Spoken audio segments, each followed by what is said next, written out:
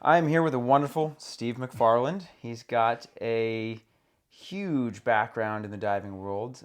You've been a coach at the University of Miami. You were a diver, two-time national champion, a judge at the Olympics. You've been the president of USA Diving. You've been the CEO of Duraflex. There's countless things that I'm probably missing if you want to fill me in on those, but you've done quite a lot of things for the sport of diving, and I'm very happy to be sitting here. I also get to work with you, so it's a fun dynamic. But I think today will be nice to pick your brain on the diving world, and I want to know more about how the diving world has grown from years ago to what it is today, and your perspective of it, as well as where you think it's going to go, Sure. and all the fun old stories from Yeah. Miami and where we can Some take we this. can't tell. Of course, but let's keep it fun. Yeah. So I mean, to kick this off, I like to start with a fun question. Um, Favorite dive? For me, it was any twisting dive. Any? Why? Yeah, well, I started out on trampoline, Okay. and that was my passion. And when I was growing up, I was going to bounce trampoline, University of Michigan, and I grew up in Amarillo, Texas, and strangely enough, it was a center of trampoline development in the United States, and really produced some great trampolinists, world champions. And most of them went to University of Michigan on their gymnastic program. So that's kind of where I started and learned my skills, and I was just twisting just really worked for me. So any dive that had a twist in it, at the time I was diving back 1.5, 2.5 twist was a very simple, easy dive to do, easier today than than then, but that was a good dive. In my triple twisting 1.5 were good dives, and those were the dives I tried to finish my list with. And was this twisting a origin of trampoline because you had to twist a lot on trampoline? Oh yeah, So yeah. that was, Oh yeah. is that what you think created? Because I know similarly, Christian Ibsen was always good at twisting because he started on a trampoline and his parents said he couldn't flip. They weren't allowed to do, I think he wasn't allowed to do more than one flip. So he said, well, I can twist. Yeah. So his twisting skills took off. I would assume that's something. Right. In trampoline, most of like my routine, most of the stunts in my routine had twists in them. So your origin was trampoline. And what got you into that? Well, we had my father. I was a pretty rambunctious kid, and my mother and father were always looking for ways to what can we do with this guy to burn off this energy he's got. So they bought trampoline for me, and then they figured out, well, he's going to kill himself. Why don't we get some instruction? And then, oh, okay, he's pretty good at this, so maybe there's programs. And then one thing led to another, and I got into a really good trampoline program. Okay. Okay. And how did your trampoline career start to take off? Well, I started bouncing when I was 10 years old, and there wasn't really a formed junior program like in diving today. So it was go to the club. There was boys clubs basically, and they had tumbling and trampoline and all that stuff, and they would compete with other regional and local clubs, and that's kind of how I got involved. And was competing. And in Amarillo, I was pretty good. And in Texas, I was pretty good. I was pretty good for my age, and usually was first or second. And then because my father was so supportive of whatever it was I was pursuing, he allowed me to go to national championships. So I went to national gymnastics championships when I was 13, 14, 15 years old. And then I saw how good trampolinists really were, and a couple of them who were from my trampoline school were top in their game, and they were winning national championships, and so they were my idols. Yeah. And you started competing against them, started seeing how great they were, and then you ended up going to college for trampoline. Sadly, no. Okay. I was, yeah, like I said, I was ready to go to Michigan, and my senior year in high school, the NCAA determined that trampoline was unsafe, and there had been a number of accidents in the United States where people landed on their head and became quadriplegics. It was pretty bad. Yeah. And so the NCAA just pulled the sport out of gymnastics, and with it went my hopes of being a Wolverine, which is good because I wound up marrying a Buckeye, so that was that was good. And so I wound up in the summer times when I was growing up. Trampoline season was over, so I got involved in diving. Okay. To make myself a better trampolinist. Okay. And that's where I went to Arizona to dive in what was called the Dick Smith Swim Gym. Which was where? It was in Phoenix. Okay. And then it was in Tempe.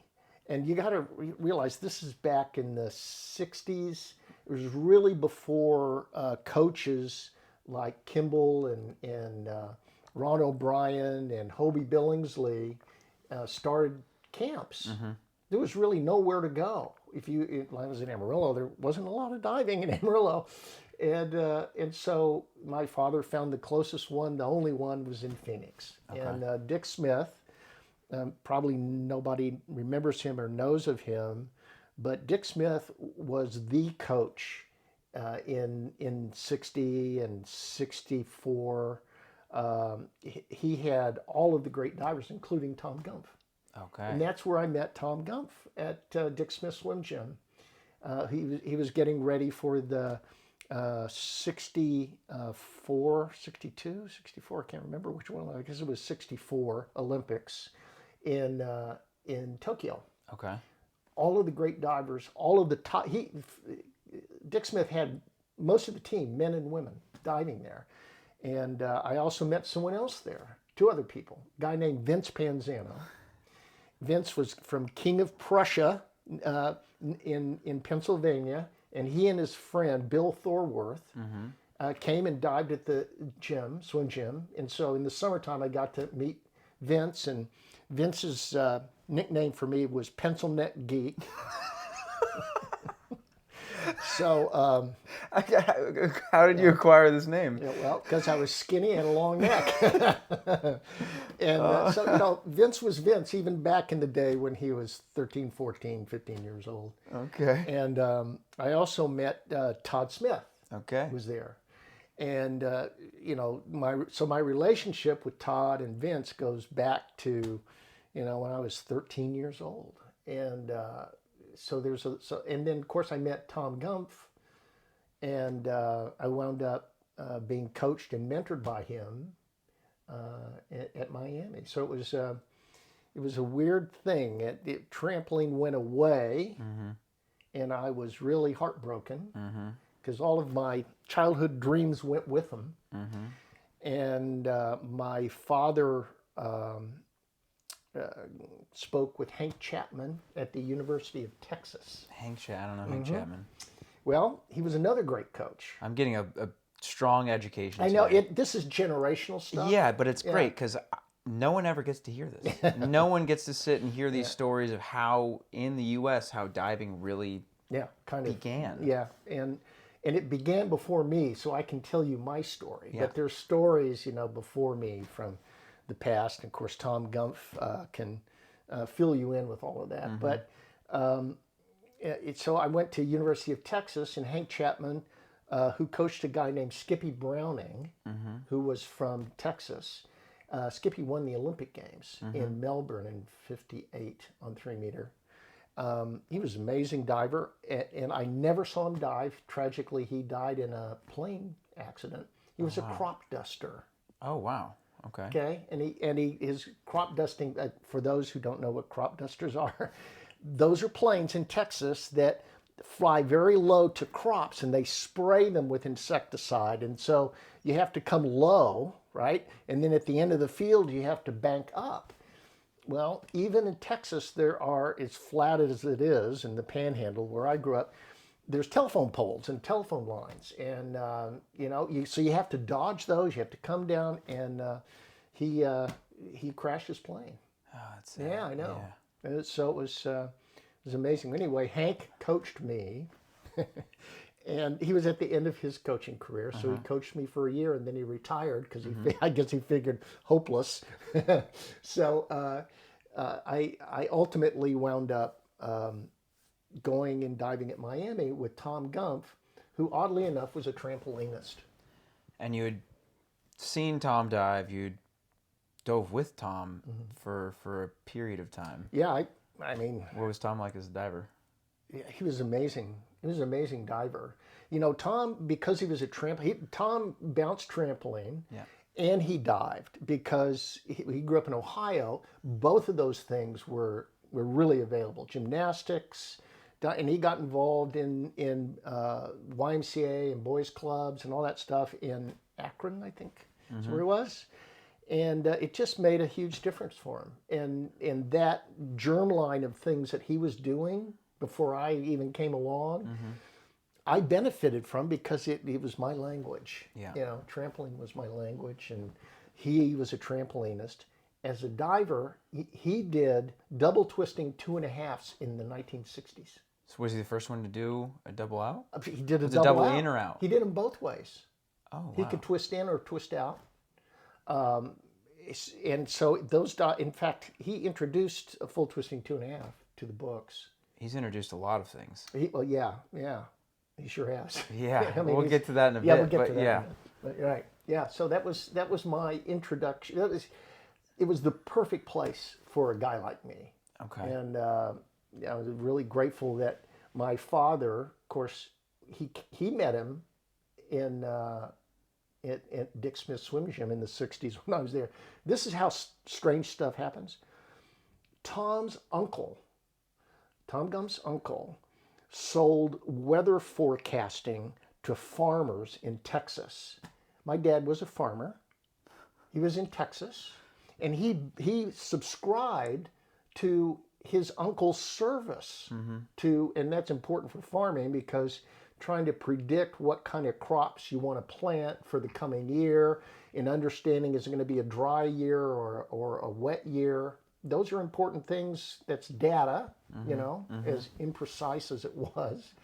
And so he knew Tom's uncle. And then he met Tom. And they hit it off. And when Hank retired at the University of Texas, Dad reached out to Tom, who had just started coaching at University of Miami. Okay. And then that's how you got linked up there. Yeah. And he recruited you? Yeah, well, he didn't have. I recruited him. I think he was starting his program, and sure, he's looking for divers. So the bar was low. I won't say that's not fair because he did recruit some very good divers. Gary Myers was one of my teammates, my closest friend, and he's from Ohio.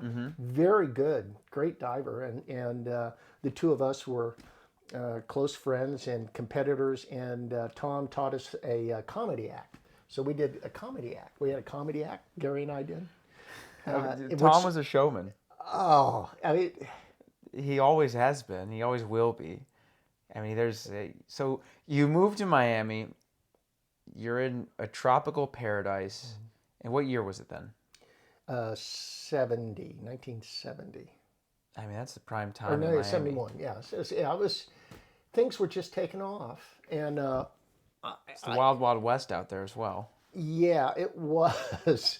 We did things at Miami that just you don't do anymore, and I'm sorry you guys missed this, but there was a window of time when you could do anything you wanted off a platform for shows. We did a fire dive. You know what the fire dive is? No. Oh, man. So the fire dive was the way we ended our shows. We did aquatic shows, all right, at Miami. It was in those of you who haven't been to Miami should know that the pool at University of Miami is outdoors. It's in the middle of campus, as you know. Yep. And all of the housing is on one side of the lake, And so you have to go from your housing units through the student union, and you have to walk by the pool to get to your classes if you were going to go at all. Yeah.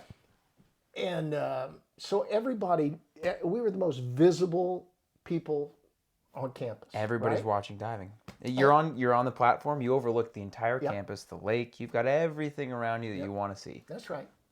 So, we were well known. All of my professors knew me as a diver. And it was embarrassing. I don't know if you've ever had this experience, but I was an English major. You were, more of a geeky guy studying engineering. And so I would go into these classes, and the professors would want to know about me and what I was doing and what events were coming up and all this stuff. And it was embarrassing because, a lot of my former classmates were not real happy to spend time listening to me yammer on about diving. So, but that was the University of Miami. So what did we do? We did shows, baby. That was You were a showman. We did shows, and Tom came from a time when they would do shows with, and this goes back to Hobie and Kimball and O'Brien. They all did shows to make money, and so we did too. Tom taught us those acts, and so we had a comedy act, and then we would do some straight diving and platform. But the finale was the fire dive. Okay, so we had a guy who was on our team named Tim O'Brien. Okay, now it wasn't the Tim O'Brien. It's another Tim O'Brien. Okay, go figure. And Tim he wanted to go in the circus, and he wound up doing that. So we taught him the fire dive. And the fire dive is you put a fleece sweatsuit, pants, and hood on, right? And it's fireproof? No, it's fleece. There's no coating on it? Well, you soak it in water first. Okay, soak the whole thing in water. I thought you were going to say soak it in gasoline. No, the way you soak in gasoline is the towel. Okay. You put a towel and you tie it around your neck with a rope, so that the towel's not there, but there's a rope, and the rope's tied to a cape towel. Okay. Soaked with gasoline. And we would do, toward the end of the show, and we would do this at night because fire. Right. So he would go up, and we would do it with a big fanfare. Someone would come out with a lit torch and light him up, and he would stand there with his arms out to the side and burn. For how long? It depends. He got pretty comfortable enough that he could stay there for a while. And then he would dive off, and everybody was, it was a big deal. It was a great thing. Yeah. And when did that end? You mean the show stuff? When did it end? Well, the fire one. Were there any mishaps? Well, we had one time when the gasoline, there was a bucket of gasoline on the platform, and we learned not to do this. And so it was kicked over, And so when he lit himself on fire, the platform caught on fire. That was a little bit of a problem, but we were able to put it out. Oh man, oh man! And so these shows, how many people were in each show? Well, we had an age group program, so we had the age group divers because they were fun and they were cute and they were learning new dives. And I remember we had one age group diver named Clara Trammell who became a very good diver. She went to University of Michigan. Kimball coached her, and she was maybe 12, 13. And so we introduced her as young Clara Trammell, 12 years old. She's going to do a front 1.5 pike on the 3 meter, and she wouldn't go. And we said, Clara, what's wrong? She says, I'm 13. Oh, typical kids of that age. So we had the young kids. And then we had some really good divers who were, aspired to be on the Olympics. Melissa Briley was on the Olympics in '76. So we had, and Gary and me and Scott Pearson, Greg Garlick. Yeah, I know Greg. Greg was the star. I mean, he was really good. Really? Oh yeah, he was really good. So he was the leading the way on the team then? Yeah, unfortunately, he could do back and reverse 2.5s for 8.5s, eight and a halves, eight and a halves. He never missed that dive. Man, I hated that guy. And but he wasn't that good on platform, so that was my domain. I was a Okay. platform guy. Okay. So we got along, Greg and I, until recently, and he's really bugging me. So I hope he's listening. Okay, so that was your little clan, your era, and I know you've done dive shows at other locations, not just the pool. yeah, I'll tell you one quick story about on July 4th. That was the time to make some money, right? Okay. So there were pools, country club pools, hotel pools, and things that we would go around and do shows. And we went to this country club, not too far, Biltmore Country Club, not too far from. Yeah. This is before like really strict NCAA rules, or were there? Yeah. There were guidelines. This was the Wild Wild West. Yeah, Okay, okay, there were yeah. guidelines. We were kind of doing things differently. Yeah. I guess I can say it now. When we were recruiting our athletes, we had a different recruiting regimen. Okay. Whereas, when you were recruited, if they gave you a University of Miami cap, that was a NCAA violation. Yeah. Right. Yeah. We took Greg Louganis, whom we recruited, and he did dive at Miami. We took him on his recruiting tour. We took him on a helicopter ride. Oh, jeez. So, wanted him to see, the campus, the beach, You Fort showed him Lauderdale. everything. So, that was a different day. So, getting back to the show. So, we're Yeah. doing the show. And it's just me and Gary, because it was the comedy. They wanted the comedy act. So, Yeah. we were doing the comedy act.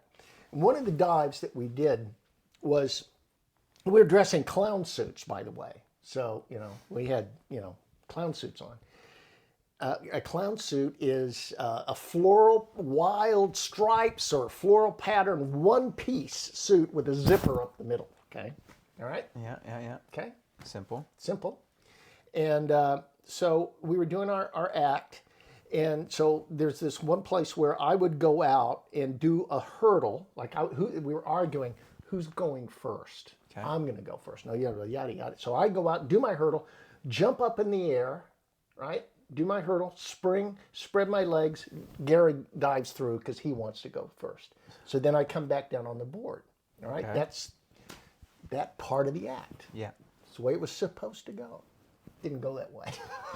So The timing issue, I assume. I didn't. I jumped up, and by the way, we're at a hotel. We're at a club pool. It didn't have a Duraflex, so we were somewhat limited.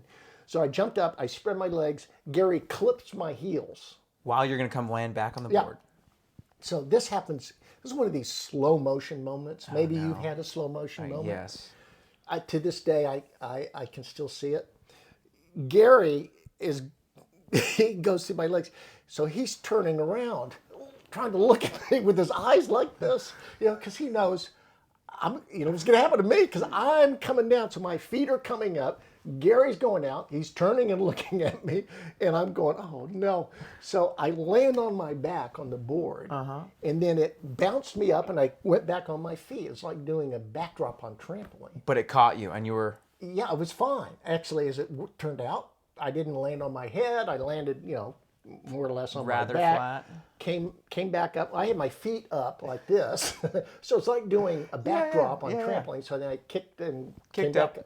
And Gary got the worst of it because he landed on his ear and broke his eardrum. Oh, wow. Because he Yeah. was looking at you. Yeah, he's looking at me. Jeez. And this is before Duraflex boards.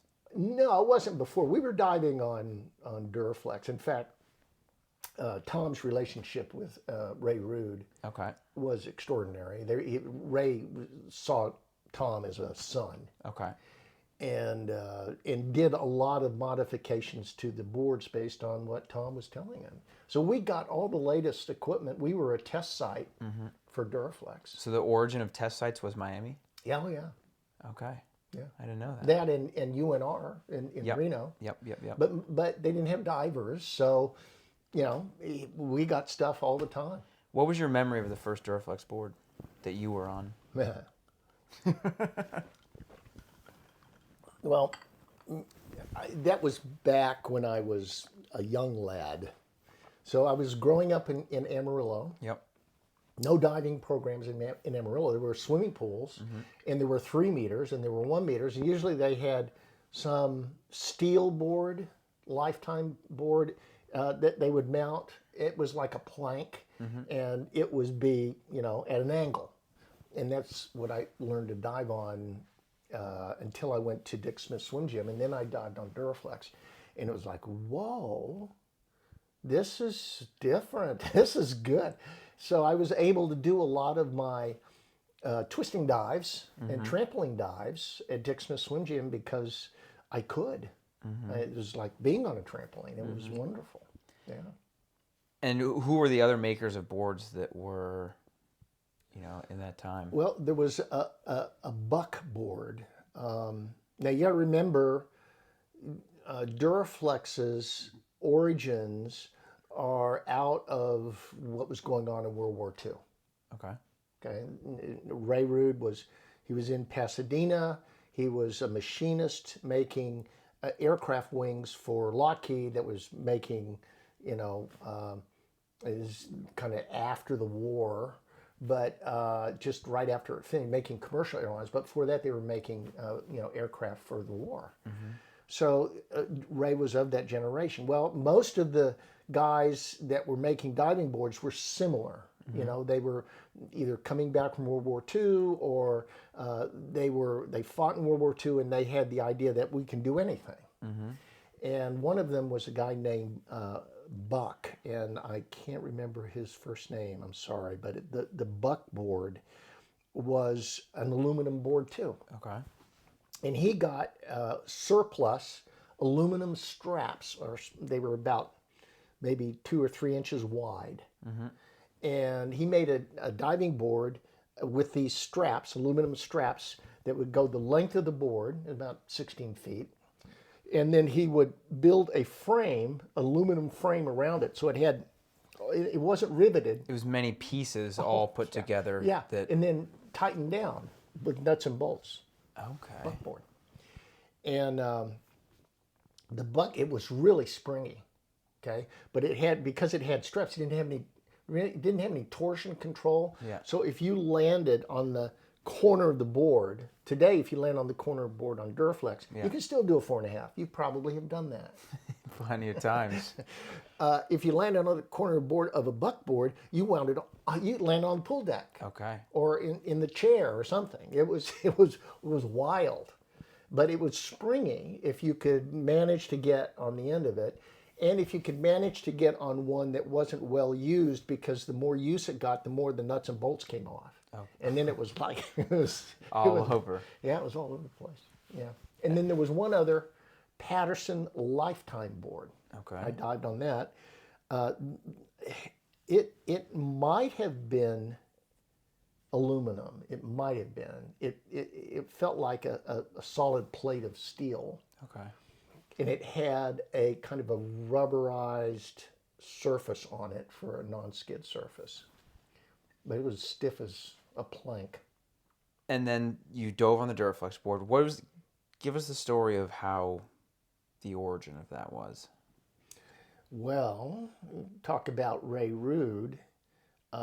It's a shame that Ray's not around. It's a shame that people don't know more about him. I hope you get a chance to talk with Tom Gumpf about Ray. Tom knows all of the great stories about Ray, and Ray was a character. Ray was a product. He was, that generation that fought World War II is referred to as the greatest generation. I think there's a book back here Tom Brokaw wrote somewhere called The Greatest Generation. That's right here. This one right here. Oh, wow. The Greatest Generation. And it's the story of those young men and what they went through. And Ray was probably one of the icons of his generation. Self-made guy, grew up in North Dakota, ran away from home after an 8th grade education, and very upset with his father. He decided to go out to California where his brother was, older brother, and he would go out there and make his way in life. and Ray was a really gifted mechanic, gifted man with his hands. He saw things the way an engineer sees things, and he had no training in engineering. But his mind was engineering. Oh, he was a engineering savant. He could see things and understand how things had to shape and fit together and how they would move together. And he, so the story of how Duraflex started was he's out in Pasadena. It's called Arcadia Air Products, and that's what he was doing. He's a machinist making metal things, and a friend of his who was in this at that time. That's where all of the manufacturing was kind of small, shops, like garage shops. All these guys that were kind of inventing things and making their way in life and using the skills that they had and forging a life for themselves. There was one guy who was kind of in this area who had was working with speakers, and he made a speaker system for it's called the Hammond organ that would spin around. It was a spinning speaker, and I don't even know if it's used anymore, but it was very, very popular in the 60s and 70s. This guy invented it. He made a fortune. He was going, and he was living in California. He was going to have a pool party for his friends. Okay. And he had a diving board. And the USC diving team, is either USC or UCLA, I think it was USC, those divers were going to come and, entertain his guests at his pool. Fire? So, we're going to have a fire show? well, no, I don't think that they were that sophisticated.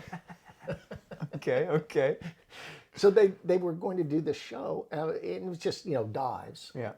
And he had a wooden board, and the board had broken. The guy took it to Ray because he knew Ray could fix anything. Ray looked at the board, and he looked over in the corner, and he was working on a wing panel for Lockheed. And these were some wing panels that were broken. He couldn't fix them, and he looked at one, and he cut it down, and he made that the board. And he gave it to his friend. They mounted the board, and the USC divers got on it, and it changed their lives. Okay. Said, "Whoa, this is really good. This is so much better," and that's how it started. It started out of a circumstance or a happenstance that came to Ray, and he employed his vision for doing things. And then when he got all the feedback of how good it was, he started, I'm going to make boards on the side. So he started making diving boards, and we have one at Duraflex. I don't think it was the first one, but it was among the first 10 for sure. Okay. They made. And it's by today's Duraflex standards, it's a plane because I think it weighs like 200 pounds. Oh, wow. Yeah, it's something. Now, do you know who those divers were for USC? I don't. Okay. Then I don't know. That would be an interesting one to see who that originally was that dove on that first board and their thoughts of it, or if they have a memory of it. Yeah. And so that began. How did the relationship between Ray and Tom start? Well, Ray started making these boards, and divers started using them, and so they were the test pilots. Ray would get feedback, and he would start to design. And so then he crafted, not too much longer, really, maybe a year or maybe a year and a half later, he crafted the first, real Duraflex board that we know today. We know it as an MX. It only has taper going toward the tip, right? So it goes thinner as it gets out. And that was the Duraflex board. And he would listen to divers tell him, about it and how to, and when they would say, it's too stiff or it's a little unstable, he would know. He'd listen and say, okay, this is what I can do to address that criticism, or this is what I can do to make this better. And that's how he did it. And Tom happened to be one of the first, athletes that really had he was a younger diver and was coming on in emerging in his talent. And he and Sammy Lee was another famous diver, won 2 Olympic medals back to back on springboard and platform. He was amazing guy. And Tom dived for Dick Smith, and Dick Smith and Sammy Lee were close friends, and so Ray Rood became really close with Dick Smith, Sammy Lee, and as a result, Tom Gumpf. And that's how that fraternity of divers and coaches kind of orbited around Ray Rood. Ray Rood would step in the middle of it and say, I'm going to make these boards. You tell me, what you're looking for, and they became very close, very good friends. So. And then Tom started taking these boards everywhere. He did. How was that? There wasn't a standard board at the time. Right. So how did that operate? It kind of happened in the 1960 Olympics. Okay. Listen to this. And see, now this is stuff I didn't witness. This is stuff that I was told. Ingrid Kramer, who was the defending gold medalist from the 56 Olympic Games in Melbourne. Mm-hmm. All right. She was going, the next Olympics were in Rome. And the way it worked was if you were the Olympic champion and you were going to return and dive, you got to bring your diving board. Oh. Yeah, you got to bring your diving board. It's like pole vaulting. You got your own pole. Yes. And can you imagine what that must have looked like? Everybody showing up with diving boards. But Ray he was friends with, because diving was basically in Europe and the United States. That was kind of it. So he knew who the top divers were in Europe. So he had already made this board that was catching fire in the U.S., and he got to Ingrid Kramer, and he said, I want you to dive on this board. She did, and it was the same epiphany I had. It was like, whoa, I can do my dives better and easier on this board. Mm-hmm. This is my new board. And so when she went to 60, she says, Duraflex, this is what it's going to be. Mm-hmm. So they brought the Duraflex board, and then there was another board. I don't know what other board. It might have been wooden. I'm not sure. Because there were wooden boards with a cocoa matting. Do you know what cocoa matting is?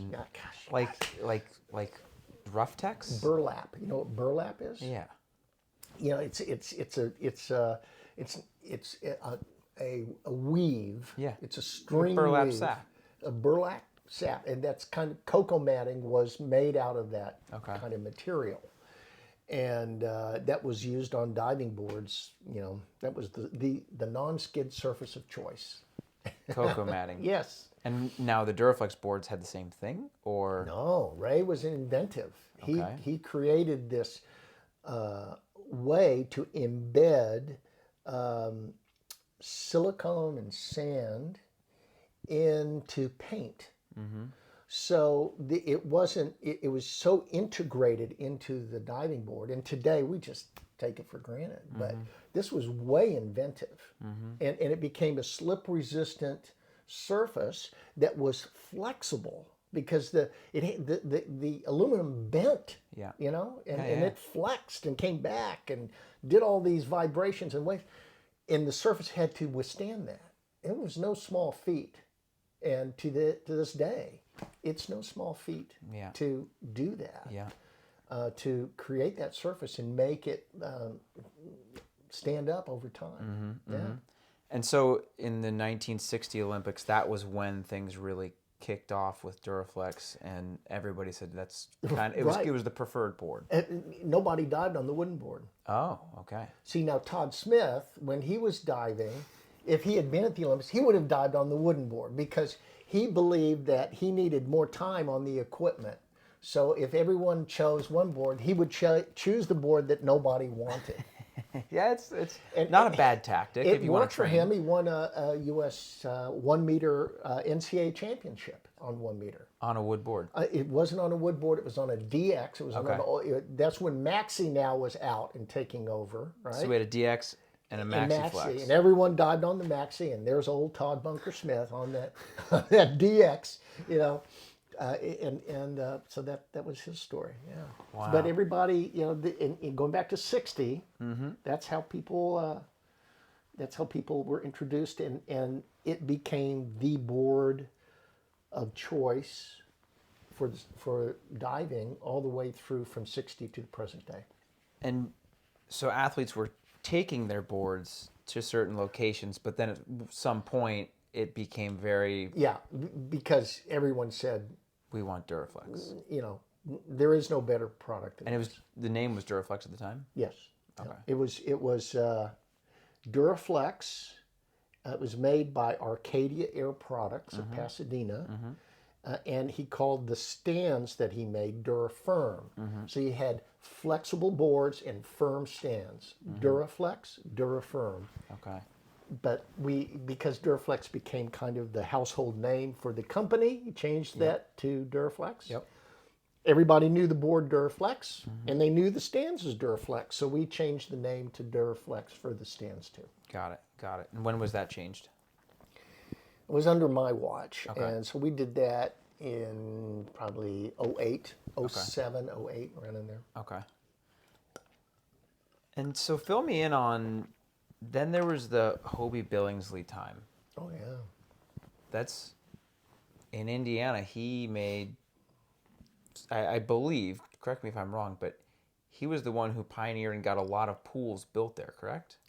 Well, yeah. Hobie, this will kind of associate Hobie with Doc Councilman. Okay. All right. Doc Councilman was the swimming coach at Indiana. Okay. Hobie was the diving coach. Yep. And the two of them dominated swimming and diving on the NCAA level Okay. for decades and decades and decades. When Doc Councilman was going to retire, he had a swimmer by the name of Huntsaker. Councilman Hunsaker. And Huntsaker was from St. Louis, and he was an engineer. Okay. And he got involved in architecture and developing pools. And so when it came to developing pools, he pulled Hobie in because Hobie knew exactly what needed to take place for diving. Okay. There had to be, certain equipment on the pool deck. It needed to be certain depth and all. So Hobie really was the innovator of all of the specifications for diving wells at that time. Okay. And through Councilman Hunsaker, which was the architectural design and build firm for aquatic sports that came out of St. Louis right here, Hobie was really the diving expert for all of that. And you can see some of his work today because if you go to the IUPUI pool, that pool was built and designed by Councilman Hunsaker, and the diving well was Hobie's handprints were all over it. Wow. Yeah. Okay, so he was involved in all of it. Yeah. And a lot of it was in Indiana. Why Indiana? It's where swimming and diving had its deepest roots. I mean, the Big Ten, Ohio State, Michigan, Indiana, Michigan State, Wisconsin, all of those Big Ten programs had swimming and diving programs. And basically, if you go back far enough in the NCAA archives, all of the champions came out of the Big Ten. You also had some pools like Texas, University of Texas, SMU, and then of course the California ones, and then later on the Florida pools. But its origin was really in the Big Ten. Okay. And then how did Ohio State play into this? They were a strong program. Yeah, the part of that rivalry. Who was the rivalry? Well, the rivalry was Indiana, Ohio State, Michigan. I would say those were the main three rivals. And in diving, it all came out of Hobie, Ronnie, and Kimball. Okay. And the three of them, Hobie dived at Ohio State. Kimball dived at Minnesota, Okay. I believe. I could be wrong in that. So you Kimball folks will correct me. But he went from Minnesota to Michigan, and I know he was coaching at Minnesota, and then he went to Michigan. He coached there, and Kimball also was trampolinist. Okay. So Kimball, O'Brien, and Hobie, they all did diving shows. That's how they made money after the season was over. They all went out and did diving shows. It was a big deal, big aquatic shows, and that's how they made their money. They were close friends, and then they became close and not so close rivals. And so that's how all of that Ohio State, Michigan, Indiana diving programs, because all three of those guys were supremely talented and different. Each of them were different in the way they approached coaching. Okay. And so that's how that rivalry bore such great fruit. And I don't know if I'm jumping forward, but did Mission Viejo play in that at all, or was that later on? Yeah, that's later on. That was more of the Luganus era. Yeah, that was kind of my era actually, and it's kind of in the 70s. So Hobie Billingsley, what year was that then? That Mission Viejo or Hobie Billingsley's years? His years. Well, let's see. Hobie was coaching at Indiana, I think, before algae was discovered. So he was there forever, and so he. We learned about that in Rio. Yes, we did, didn't we? Yeah. Diving in that nice the green pool. lime green pool. Yeah, that right? was beautiful. Did you notice that the water didn't go splash? It went splat. Did you Yeah, notice that? yeah. It was thick.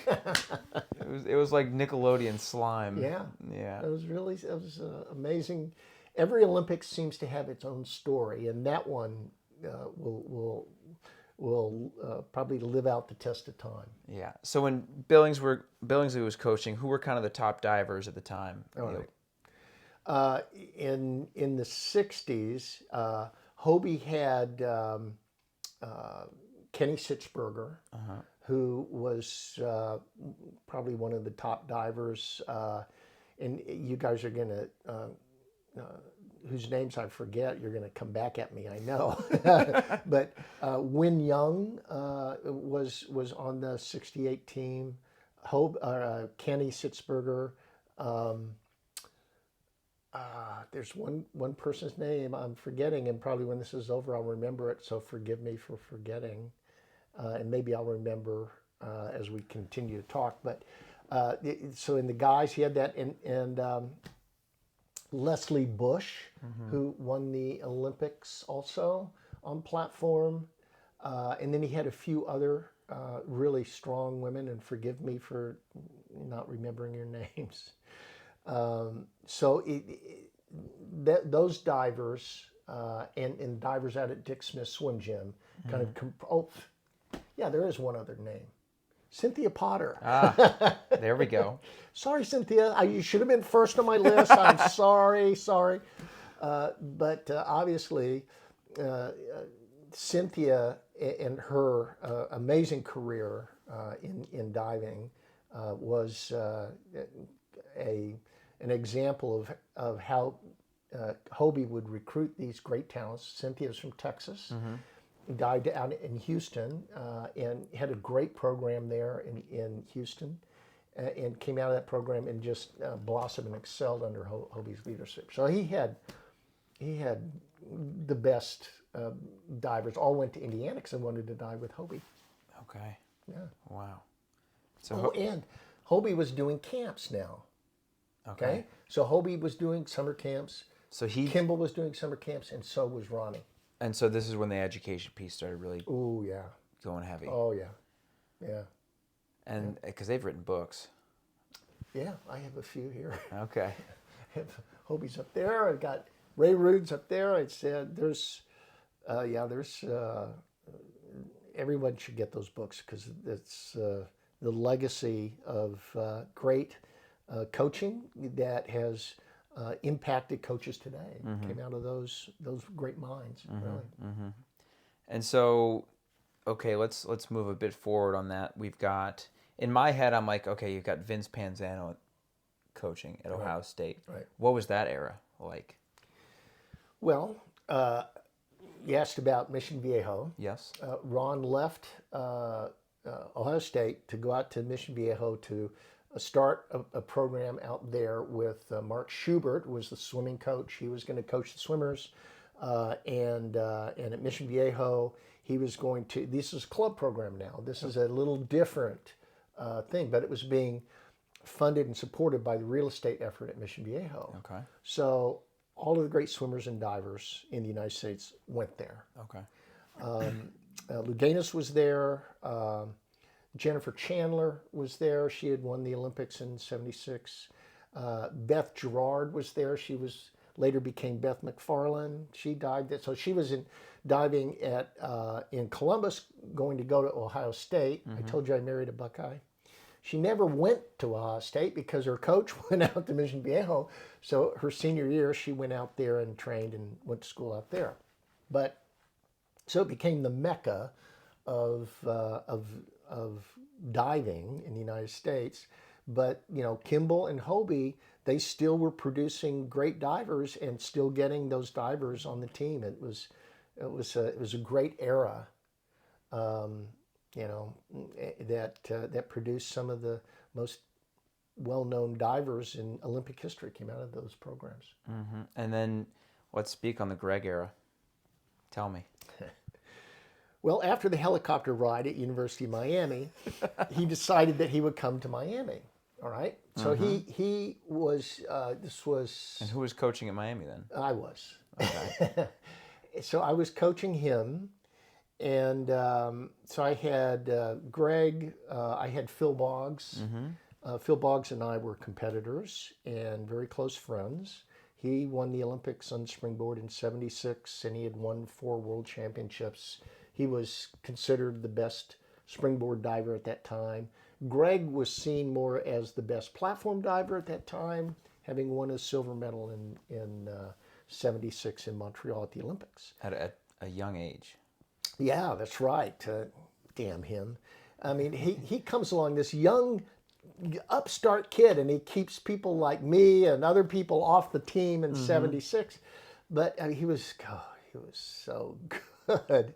He was so good. It was like, watching. I remember the first time I saw Greg dive was at the national championships in Alabama.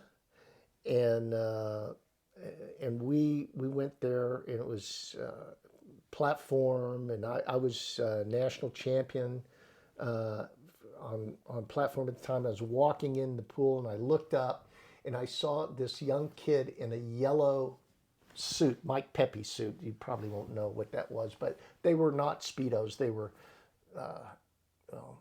bigger. They were longer. Yeah, they were longer. They're like wearing a huge diaper. Pulled up high. And I looked up and I saw him do a back dive pike. And as it turns out, that was his optional dive. He was just not even doing back 2.5s. I looked at that and I said, "Oh Lord, I'm done. I'm done." In not too short a period of time, I really was done.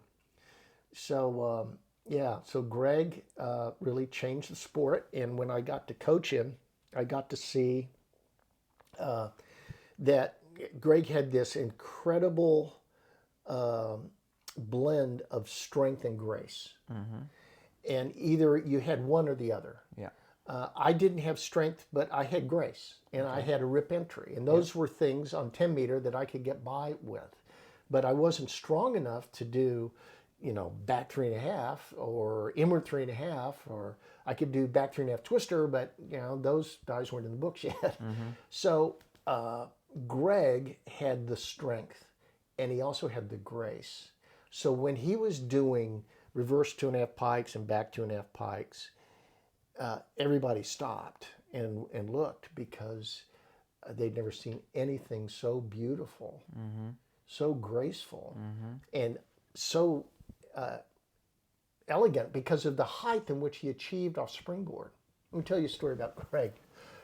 So at Miami, we had a springboard on platform and a springboard on a long stand. Everybody dived on the platform because it was more stable, you know. The A-frame stand Yeah. was the other one. Yeah, right. And that was a long stand 3 meter. Yep. Right.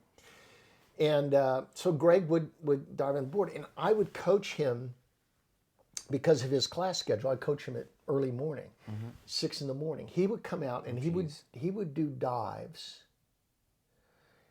and I'm sitting there drinking my coffee, watching only him, and nobody else is even in the pool.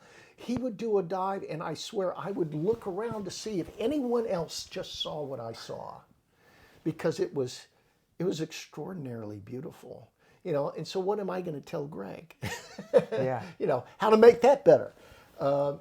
So what did you tell him? Well, I just said, you know, it was great. It was beautiful. It was just the way you want to do it. And I might have suggested 1 or 2 things to him that, you know, were throwaway lines, but he was extraordinary. So I found out from him, getting back to this 3 meter thing, that he in his hurdle, he had no hippity hop hurdle. It was all just walk out, traditional, press off your power leg, step down, drop in. Boy, he made it look easy. And because he was so strong, he knew how, innately knew how to get the most out of the board in his hurdle, to get the highest trajectory in his hurdle. So he could get the most depression at the end of the hurdle. And sometimes on his way down, I would notice he would bend his knees before he would land on the end of the board. Other times, he would step out of his hurdle and his legs would stay straight. Yeah. He's playing the game. I said, "What? Why are you doing that?" And he says, "Well, I'm listening to the sound the board makes on the fulcrum wheel. And I know, based on what I'm hearing, if I should bend my knees before I land on the end of the board to be in rhythm with it, or if I'm good and I can just stay straight into it." Nobody I knew, and I coached Phil Boggs too, nobody was listening to the sound the board was making to make an adjustment with their knees before they landed on the end of the board. Nobody. And probably today, nobody's doing that. And what was your response to that? My jaw dropped. I mean, first of all, how do you teach that? Yeah. Right? This is impossible. It was like, okay, there's Greg. You know, Greg's doing things, and Greg's visualization and all of the things that he did were unique to him and instructive to the rest of us. But he was a genius at what he was doing, and he was doing things that were innate, and they were not necessarily things that he did strategically. Yeah. They were innate to him. Yeah. It was all naturally coming to him. But yet he also had the grace and the strength to make that occur. That's right. Yeah. Wow. Yeah. If I could be a fly on the wall in that era, that'd be probably one of the coolest things to see. Oh, it was the other thing that was kind of interesting was in competition, and you saw this really with Greg in 1988 at the end of his career. Greg had really dominated diving from 76, maybe 70, maybe a little bit later, maybe 78, you know, won the world championships, and all the way through to 88. And unfortunately, we boycotted the Olympics in 80, so he surely would have won both of those events. And then in 84, it was a tour de force. 84 Olympics were in LA. Coming back to LA. Yep. Right. 2028. He won both 3 meter and 10 meter in LA, and he could have done can openers. A can opener is a dive where you grab your leg and you make a big splash, called a can opener, or a cannonball. for his last dive, he could have done that and still won. Wow. He was so far ahead. Yeah. Nobody was in his league. So in '88, he had competition. He'd never had competition, really. I mean, he had competition with Bruce Kimball, so that was not fair to say. He had to diving competition, but he didn't have someone that really was going to beat him. Someone was putting pressure on him then in '88. Yeah, right. And he had hit his head on the board. I don't know if many of our viewers know that. And springboard and the prelims, he hit his head. That. Okay. I had the privilege of being the diving commentator for NBC for that event. And Beth, my wife, was, and we had just gotten married, she was the statistician. So there were three people in the broadcast booth. There's Charlie Jones, who was the play-by-play, Beth, and me. And so Greg is on, these are prelims. Everybody did all their dives in prelims, took hours and hours. Because they did 11 dives. They did 10 dives, actually. 10 dives. They did 4 voluntary dives for 9.5 limit. So you gave you some wiggle room, what you want to do. And then you did all of your optional dives, but you only had to do one of each group, right? So it was 10 dives. So Greg goes out to do his reverse 2.5. And I said to Charlie, okay, now Charlie, we're going to, and we're not live. We're just taping everything because this is the prelims and we're not going live yet. So we're live to tape. So they're picking up our conversation. I said, Charlie, we're going to talk in the finals. We're going to contrast Greg's grace and his strength with the precision and acrobatics of the Chinese. And, at that time, reverse 2.5 pike was the dive. It wasn't reverse 3.5. That really was on its way, but it wasn't then in '88. They were doing it on 10 meter, but not on 3 meter. Greg sits back in his hurry, couldn't quite get over to the end of the board, get his body in alignment. So his hips were back, and he stands straight up, does a reverse 2.5, hits his head on the board, right? Lands on his back with his feet up. Shocked everybody. I mean, it just shocked everybody. And we were live to tape, and when that happened, I said, "Oh," which you're not supposed to say that on TV. And of course, we were not to at a moment. We were on tape, so none of that would have ended my career. Yeah, happened. So Greg gets out of the pool, holding his head. Jesus Mena from Mexico was the next diver. Went over to him, escorted him out of the pool. And then Jesus gets up and does his next dive. Same dive, by the way. Geez. That's a whole other story. Greg then, they take him to a room to sew him up, okay? Only in Seoul would this happen. It was a glass room. And it was perfect for TV because, the rest of the event in prelims was going on, and all of the attention was Greg on his bat getting his head sewn up by Jim Puffer, who was the USOC doctor. He was head of sports medicine for the U.S. Olympic Committee. Oh, my gosh.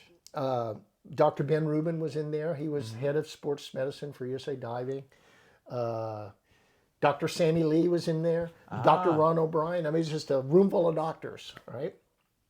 Everybody standing over, and Greg had 8 or 9 stitches in the top of his head. And the issue was, is he going to be able to come back and dive and do his last dive? Because if he can't, he's disqualified. Oh. Yeah. So we're now live. We're doing everything live. Yeah.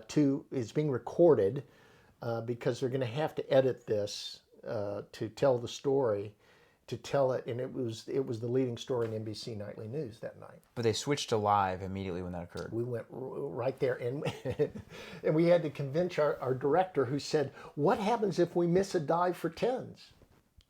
What happens if somebody does a dive for 10s and we miss it?"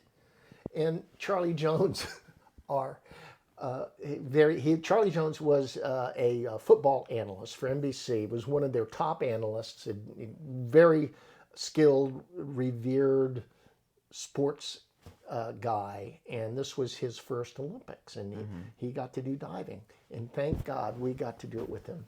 So he picks up, we're on the headsets, but there's a phone that he picks up that goes just to the producer, and he blanks out his microphone. He says, "This is the story, and you better get it or your career is done." Greg Louganis is the story. Go live right now to this story and listen to what we're saying, because we're not paying attention to diving. We're paying attention to Greg. Boom, boom, go. And that's what we did. And Told the so story. he got stitched up. Okay. So Charlie is doing the countdown, Okay, there's only 3 more divers. Where's Greg? Is he still, where is he? Is he going to be able to dive? Get Steve, what happens if he can't dive? He's done. He's disqualified. He says, well, this is the key moment for his Olympic medal quest. He's got to do his next dive, right? So the tension was there. Greg comes up. Now he has a little, yarmulke on the top of his head. Yeah. And he stands up there and he announced the dive. And guess what the dive is? Reverse 1.5, 3.5 twist. Oh, no. Yeah. Same direction. Same direction. Oh, same boy. hurdle issue, right? Now he's going to make the finals. Yeah. Okay. Because he had a comfortable lead. He was in first when he hit his head, and the other divers. I mean, if it were me, I won't speak for you, but if it were me and I didn't have to do a great dive, I wouldn't have done a great dive to make the finals. I would have done a safe dive. Yes. Okay. Now, was he allowed to switch a dive then? No. Okay. No. So, what does Greg do? This moment is etched in my brain because I've seen it so many times, but he stands up, and Greg, if you're listening to this, this was beautiful. He stands up, and let me set the stage one more time. Greg was not known for his competition acumen because nobody could really push him all the way. In the U.S., he lost a couple of times to Bruce Kimball, but this was different. Greg was not at the top of his game physically. So how did he compete? He competed because he made it a performance. Mm-hmm. He was in drama. He was an actor. It was about the performance. And when the crowd was in it and all of the competitors were playing their roles and the performance level was up here, it elevated him to his abilities, beyond his abilities, really. It's astonishing to watch this. And having had my experience in coaching him, I just was in awe to see what he did. So he stands up there. This is the most tense moment of the Olympic Games. What's he going to do? He's going to do the same dive, reverse takeoff, reverse 1.5, 3.5 twist. So he stands there, they announce his name, he takes a deep breath, and he looks over at the referee and he does this with his heart. Oh, like this is, he took the edge off for everybody. Everybody. For the judges, for the television commentators, for the people in the stands, probably Ron O'Brien, who was coaching him. It was a moment of recalibrating the drama. Mm-hmm. Oh my gosh. Okay, so what does he do? I would have told you, I would confess to you right now, I would have done a dive in the middle of the pool. Yep, I would have done the same thing. If I knew I was making the finals? Yeah, I'm on the team. I'll live to dive another day. I'll do a right? cannonball. What does he do? Back on the board again. Jumps straight up. I mean, straight up. Does the best back reverse 1.5, 3.5 twist I had seen him do in years. Probably, in my estimation, it was the best dive at the Olympics. Way above the board, drops in straight, gets 8s. I would have gone 10s. But it was a moment in history that showed so many things about our sport. The first thing was the controversy of hitting your head on the board. Mm-hmm. We had people at NBC. There was a doctor who was kind of floating around. It was on the payroll NBC, and he was commenting on all of the physical safety issues in all of the sports. Well, he was all over this, and he was saying divers need a helmet. That's what we have to have. And so, you know, our pushback was, okay, you just saw the worst thing that could happen in the Olympics, somebody hitting their head. He had stitches. He came back, right? He came back. He's going to dive in the finals. Didn't need a helmet. He's fine. Let's see if he can win a medal. Well, obviously, he goes on to win two of them, two gold medals. And so it was a moment of, you know, yeah, this is dangerous. It is not fatal. We've had situations in our sport where people hit their face even, and how bad that is. And even they come back and dive, as bad as it is. Not the same day, but in their career, they can come back and dive, and it's happened. Yep. So for our sport, it said something about the danger level. Yes. So there was that. And so he did that dive. Everybody went crazy over it. It was a great moment in Olympic history for sure. He's paved the way for USA diving, and that I think, in my eyes and in my era, that was like the origin of where it began in my head. Yeah. See, for you had that experience to latch onto. For me, I had Bernie Wrightson and Tom Gumpf. Those were my heroes. Those were the guys that I saw that I said, oh, that's what it could be like. That was my inspiration. We all need them. We all need our heroes, for sure. So he went through that Olympic Games. Tell us the rest of it. Well, there's a lot of the rest of it. That games, that event. Well, I don't know which story to tell you. I probably shouldn't tell you this story, but I tell people the story, but this is not something I tell for podcasts. But because you are doing this, I'll tell this story. Okay. As we all know, Greg was gay. And you know what? That didn't matter one bit to anybody in the sport of diving. I mean, there were a few oddball guys that wanted to see if they could use that against Greg somehow and get some kind of competitive effort. But, you know, Greg's here in his diving. He's here in his character. And the rest of those folks that were trying to get in his head somehow or use his sexuality against him, they were way down here. Everybody knew it. Greg was above it. Okay. So there was, rumors that Greg was gay and that it would impact his post-Olympic legacy.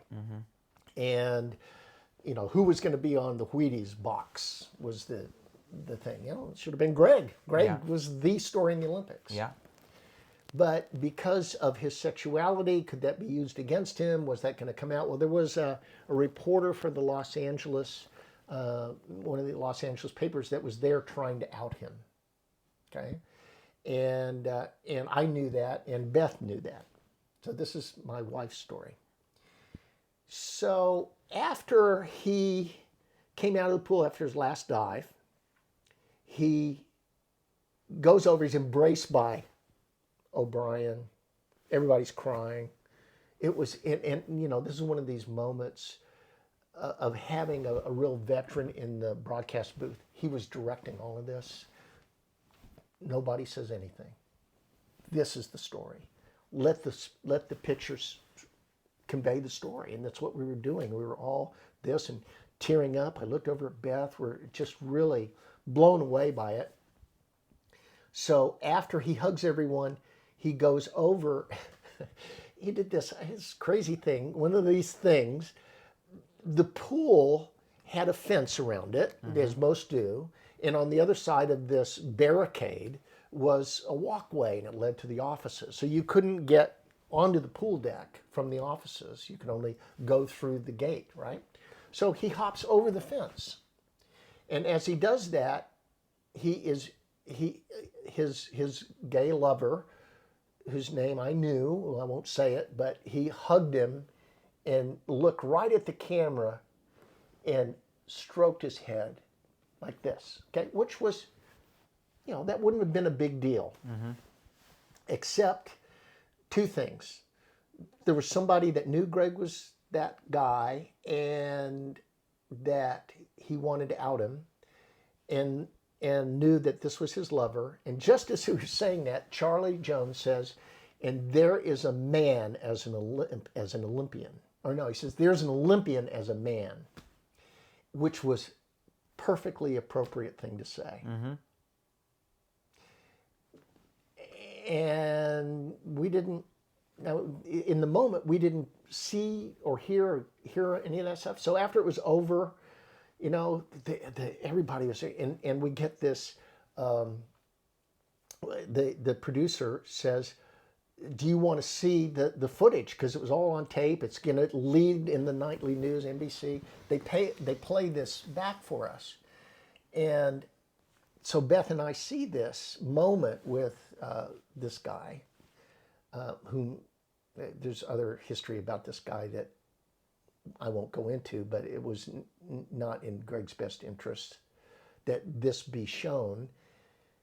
And especially with the words, that could be turned sideways. Greg was a man. Yeah. He was a king. Yeah. And to have that somehow turned against him was not right. Beth looks at me and she says, "No way." And I said, "Okay, Charlie, that was great, but when you said these words, here's the background to it, and here's the backstory. There's somebody trying to out him. That's going to impact his legacy, and if there's any way that we could prevent that from happening." He says, "Absolutely." See, now, maybe we all crossed the line by doing this. Maybe we were supposed to just be observers and let the chips fall where they may. But this is diving. And this was Greg Louganis, and he didn't need to be subjected to that kind of thing at that point in his life. When he let him tell everyone his story, which he did, right? He came out on his terms. That's the way it should be. And that's a testament to the sport of diving and the people that are in the sport. That's something that you see everywhere. All right. It doesn't matter what country you're from. Yeah. That's everybody will be on everybody's That's side. right. And that's the community aspect of diving that has, I think, been there since I ever started diving from day one. It's always been the first thing that got me into diving was the people. Yeah. And that's how it's been from day one up until now. So this is where it becomes a Beth story. Okay. My wife's nickname was Sprout. She's not quite 5'1". And so she was always saying, "Well, I'm going to be 5'1", just begun." So she's going to grow. It never happened. So Sprout, my wife, she says, "No way." And we talked to Charlie, and Charlie goes to the director, because we're still in our broadcast position, and he says, "We're going to have to edit that out." And the producer, he says, "We can't do that. We've got this package done. We're getting ready to send it over to the IBC, which was the International Broadcast Center, where it will be broadcast up on the satellite link, and it will be the lead story for the NBC Nightly News." Can't do it. See, we don't have the time to edit it. Beth and Charlie says, "Sorry, we don't have time." Beth gets up from our broadcast position, walks all the way down the stairs from the stadium, goes into the truck, and convinces the producer and the director to edit this. So they're in the back of the editor is in the back of this truck, this van, editing this as they're broadcasting the original tape. So they're broadcasting it, but going ahead and saying, okay, we're working on this, but we've got a select amount of time to get this done. That's right, exactly right. We're going to edit the back part of it because this happened at the end. Yep. If we can get it done, and we're going to sync it up with what we're doing. So it was like, this is magic if they can pull this off. This is hammer time. And just as the tape, because everything was tape then, just as the tape was getting to the point where it was going to show this, they had got the edit done, and they synced it up, and they switched it to the other tape. And now, what was the other tape? What did they show instead? They didn't. They showed Greg hopping over the fence, and then they cut Okay. to another shot. God bless your wife. Sprout. Yeah. Yeah. That's beautiful. I mean, again, that's a testament of the diving community. Yeah, it was about diving. It wasn't about sexuality. Yeah. It wasn't about, sexual choices. It was never about that. Yeah. It was about the incredible human flourishing that takes place when athletes are allowed to do and become what God gifted them to do. And that's what it's about. And to witness it and to see it, be a part of it, is just a huge blessing. Well, thank you, Greg, for paving the way for a lot of us. Yeah, you sure did. That's something else. Okay, I'm going to switch subjects on you. Judging. Okay. You've been a judge at 2 Olympics? Yeah, I judged in 2000 and 2004. And what was that like? It was terrifying. It was terrifying. It should be, though. Yeah, sure. You want to do your best, right? And you want to be fair to everybody. Now, This is good for divers to hear, because I don't think they get to hear the other side and perspective of this, of what what is going through a judge's head and what they're trying to do and how to be right. Sadly, there's too many examples of judging at the Olympic Games where it was not fair, where it was judges just protecting the interest of their own country's divers. And there's too many examples of that. It was really my generation, and Tom's leadership, because he was chairman of the technical diving committee. And you started the technical diving committee, correct? The technical diving committee existed before Tom became chairman, and he'd have to ask him when it started. But Tom was the most innovative guy, with everything that he did. But judging was important to him because he had dived and he had seen it firsthand, and he had done dives that didn't get the scores that they deserved, and as a result, he didn't get the place that he deserved to get, right? So he was on a mission to make sure that didn't happen, and so there were guidelines for judges when I came along, but it doesn't mean that those guidelines were abided by. Too often they were not. But there was enough emphasis of, okay, we're going to observe, experts are going to observe your judging. We're going to do a computer analysis of your judging to look for bias. So these things were starting to be introduced, which was great. And what year was this? This was 2000. So he became chairman of the technical committee at the end of the Olympic Games in '88. Okay. So the next Olympics. Okay. Right. Okay. So, no, excuse me, pardon me. He was 88. So this was 2000. That was a whole decade in between. Yeah. So he was so over his period of time in '92 and '96 and now 2000,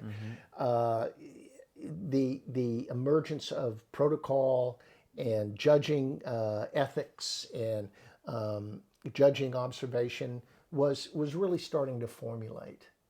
And so in my turn, There were a number of us at my age group: Mats Lindberg, Jesus Mena, Kathy Seaman. These were all people that were judging in Franz von Kinenberg, and we all of us wound up being on the next generation of technical committee. And when we were in 2004 in Athens, we were being briefed and evaluated by people that didn't know diving very well. And that was fine. That was the way it was supposed to be. And they were going to evaluate us. They were going to make judge assignments. But we asked Tom if after that happened, would they be offended if we did our own peer group evaluations? And he says, absolutely not. So we started evaluating ourselves and talking about specific dives that we had trouble judging. And we encouraged all of our judging panel to put aside bias. We were there for the divers. We weren't there to represent our country. And that was a big change in the way people thought. People thought that when they were judging, they were sitting in those judges' stands, their mission was to protect the interest of their divers. And that's not it. That's not it at all. The idea is to do your best for the sake of the divers who are diving, and let their skill determine the outcome, not your flimsy judging. Yes, and a lack of being agnostic. Right. Yeah. And so I've got a story I do want you to tell. All right. Fort Lauderdale, Yeah. you had microphones on and you were giving a judge's course. Yeah. Yes. Okay. Is that one all right? Yeah, it's good. I mean, why not? So we were at the Yankee Clipper Hotel, which is the Sheraton today. And it was the event hotel, and everybody was staying there. And we were running a judge's certification course for FINA. And I was on the technical committee at the time, so I was judging. And Tom, who was the previous chairman, we invited him to come in so he and I would teach a course, right? And, you know, Tom is the originator of all of these things. So Tom is leading the discussion for the morning session. And there were plenty of coffee to drink and everything, so everybody's wide awake. And Tom can yammer on, okay? Tom can. If we do a podcast, well, it might be a couple hours. It could be even twice as long as the one we're doing now. So Tom's talking, and finally he gets to the end of his presentation. And, you know, we have only a limited amount of time because the event starts and we have to go to the event. So we said, okay, let's take, you know, a couple minute break. Let's everybody get organized and you can come up and talk to Tom and all this. So we had these microphones on that were, you know, cordless microphones, right? So there's a bathroom at the back of this hall that we're in, this conference room. It has its own bathroom. And so everybody's coming back and we're getting set up, and I noticed Tom's not there, and I'm saying, okay, can't wait for Tom to come back. I got to start. So we're starting. And just as I'm starting, over the microphone, you hear the sound of someone peeing. Okay? And I'm thinking to myself, okay, ignore that. Keep talking, just ignore it. Maybe no one else will notice. Well, everyone noticed. Everyone noticed. And it became so distracting. And then, of course, we heard the toilet flush. And then it was over. And Tom comes out of the bathroom back because he never turned his microphone off. And he's walking back in. And I forget who said this, but somebody says, "You forgot to wash your hands." Oh, man. I wish I was a fly on a wall to sit there and listen to that. Yeah, it pretty much made everyone's day. Yeah. You'll never forget that moment. No. Oh man, that's That's one I definitely was. I had that in the back of my head this whole time. Like this is he's got plenty of those. Oh yeah, He's there's all kinds of Tom Gum stories. he's a funny one. He's a very funny one. So you've judged. You've been on NBC. You worked for ESPN. Yeah. You also were the president of USA Diving. Yeah. Tell me about that. Whew. Yeah, I was fortunate to be president during a time when diving's fortunes were rising. Mm-hmm. It was a big deal. It was part of the Greg Louganis era. There's all this television revenue. We were being televised all over the world. U.S. Diving had television rights, of course, in the United States, and because we had the top divers at the time, we go overseas. We would have television rights overseas and broadcast back to the U.S. So our coffers were full, and so we had support for athletes. Mm-hmm. We had support for coaches, but the problem that we faced, the threat really we faced, was China. Chinese divers were emerging, and it was clear that they had a program that was developing younger divers at a rate that we could not keep pace with. Mm-hmm. And their techniques were way better than the techniques that we had. Mm-hmm. So we needed to better prepare our emerging divers and teach techniques and get to a point where we could not only keep pace, but allow our elite divers to emerge to the point where they could compete against the Chinese. And mm-hmm. we certainly believed that we had the talent to do that. And we did. I mean, you know. So we considered what kind of program change should we make in the United States. Part of it was the NCAA, who had been so beneficial to our sport, had limitations mm-hmm. that were holding us back. You know, limitations to the number of hours that our athletes could train. And limitations also about getting funding even mm-hmm. to advance their abilities to train. So we said maybe we should look at creating our own standalone national diving program. Yep. So we did. We created a national training center. Yep. And that came under my watch, and we had national training centers in Oklahoma City, in Houston, Texas, and in Indianapolis. Yep. And we funded them as best we could, and we paid the coaches to coach there, to mm-hmm. train there, and to train according to a curriculum that Ron O'Brien, who was our high performance director, yep. had developed, and so that's what we were doing, and we did that for a period of about 4 years, and then it extended after my term. We didn't have the support and the funding to do all three, so we had to pick one. So we used Indianapolis as the training center, and when that had kind of run its course, then we made Houston the training center. Okay.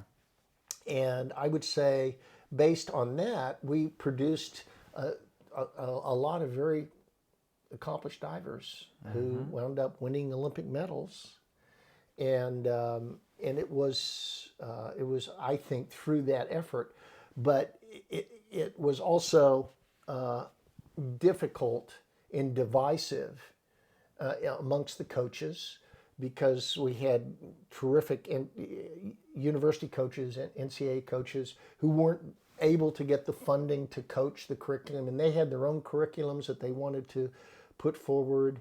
So I think at the end of the day, the national training program, I think, worked mm-hmm. for what it was intended to do, but it was too divisive and too destructive to our unity in this country. So it didn't have longevity. Right. But in the time that you had it, it did its job.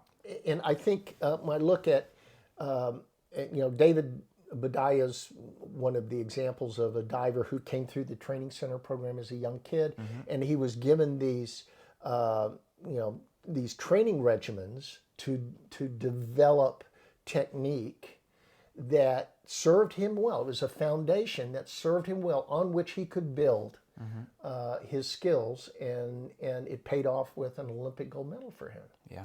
And we also had synchronized divers who came through these programs that wound up getting Olympic medals because they had these similar techniques and training regimens and foundations on board. So I think it was really helpful. And I think it even after we closed the training centers, those divers that went through it went on to continue to excel. So That's a lot of work. it was a lot of work. You were tied up at the time. Wow. Yeah. And you're still tied up. You got your hands in a little bit of everything. Now you're working with Duraflex. Yeah. Chairman of the board. How's that been? Well, I've been chairman of the board since 2005. So it's time to step down from that. It has been a privilege, really. It's been a great honor and privilege to kind of shepherd the company and to see you come in to the company and with your talents and your diving background and others, soon to be named others, to really take the company to the next level. And Mark Pyatt, who is my replacement as CEO, he's not a diver, but he is a servant leader. Servant leader is an amazing combination for someone to be involved in Duraflex, in the sport of diving, to serve others and to lead others out of principles and ethics and the desire to see our sport thrive.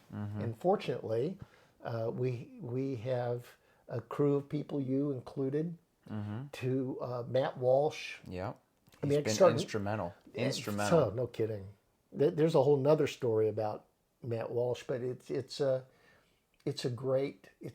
such great hands. And of course, Todd Smith has been beside me through all of this. When I was president of U.S. Diving, he was executive director. When I was CEO of Duraflex, he was president of Duraflex. And he's been. Todd says between the two of us, we can get to one brain, and he's right. Yeah. So it has been a labor of love and a joint effort, and just so proud to see where it is and where it's going. Yeah. He's been pushing legacy, education, quality, and innovation. Yep. And those are the four things that we're going to continue to run with. That's right. So we're going to try and educate the world in a diving career and trying to push this sport and elevate this sport as much as we can. We're going to keep the legacy of the sport and keep producing high quality products and be as innovative as we can. So it's going to be a cool journey. You go. Yeah. Well, Steve, thank you so much. I Thank appreciate your time, these stories. We're going to have to do this again. Thanks. There's going to be, I think we need to do this as a group with, a couple people where we all can all of a sudden get these minds together, and I think there's going to be some really good stories to be told from there. You have some stories to tell too. Yeah, I do. But I like to, I want to hear these. I don't get a piece of what it was like, and my imagination just continues to run and wants to hear these things, and I'm sure many others do too. So, thank you. All right, thank you, Sam. Appreciate it. All right. God, that was cool. Thanks. That was. I could do that for hours. I mean, hours. Now, there is someone